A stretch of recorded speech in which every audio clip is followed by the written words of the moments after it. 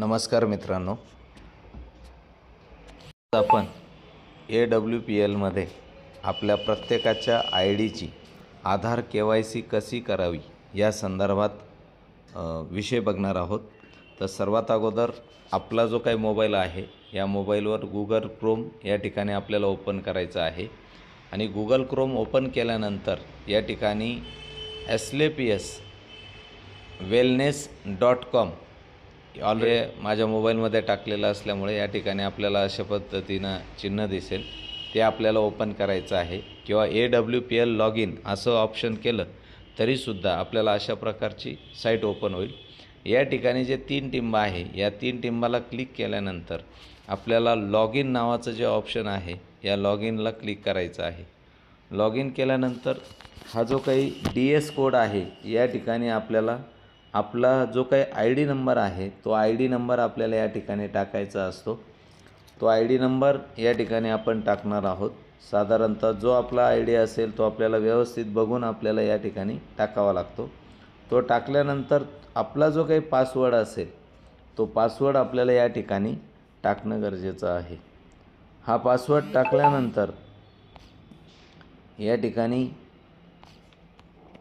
Submit या बटनावर click करावं। सबमिट केल्यानंतर जर ID पहिल्यांदा ओपन केला असेल तर त्या ठिकाणी OTP येईल, तो सेंड OTP चौकटीला क्लिक करून सेंड OTP करून सबमिट OTPला क्लिक करावं। त्यानंतर या ठिकाणी आपल्याला आपलं अशा पद्धतीनं पेज येईल, याला क्लिक करून या डाव्या बाजूला असणाऱ्या 3 रेषांना या ठिकाणी क्लिक करायचं आहे। या ठिकाणी क्लिक केल्यानंतर तुम्हाला डॅशबोर्डवर आपल्याला क्लिक करून बघायचं आहे की डॅशबोर्ड 1 नंबरला आपण क्लिक केलं की KYC स्टेटस या ठिकाणी क्लिक केल्यानंतर अशा पद्धतीनं हिरव्या रंगाचं ॲप्रूव्ह जर आलं असेल तर समजून घ्यायचं की आपली KYC अपडेट झालेली आहे।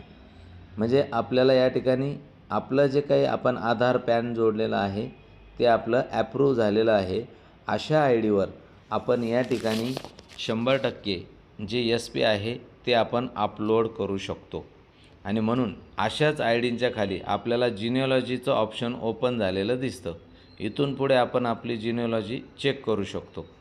यानंतर या ठिकाणी ॲक्टिवेशन पॅनल नावाचं जे ऑप्शन आहे या ॲक्टिवेशन पॅनलवर गेल्यानंतर याला क्लिक केल्यानंतर आपल्याला आपले जे काही SP आहेत ते SP आपल्याला टोटल SP या ठिकाणी आपल्याला 0 दिसत आहे, परंतु या 0मध्ये आपण ज्या ठिकाणी शॉपीवरनं खरेदी केलेली असेल त्या खरेदीवरनं केलेली शॉपी या ठिकाणी अपलोड जर झाली तर ती इथं 0च्या ऐवजी आपल्याला इथं दिसते।